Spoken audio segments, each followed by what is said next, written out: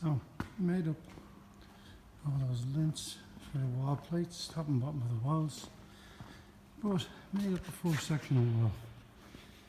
You can see pre-insulated inside of all the C channels, because there's no way you're going to do it afterwards.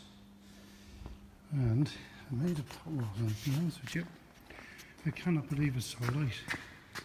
I mean, if that was timber, there's no way I'll be able to lift it up like that with one hand. Look. Whoops. Not great balance, but there you go. Look, one hand.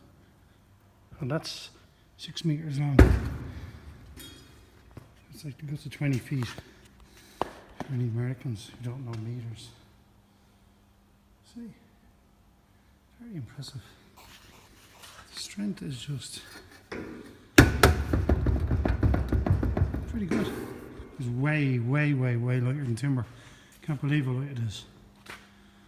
I'd struggle to lift, if that was timber, I'd struggle to lift that with one hand. It's just remarkably light. Anyway, so I'm pretty happy with it because that's the first actual piece of structure that I've made. So, not bad. Not bad.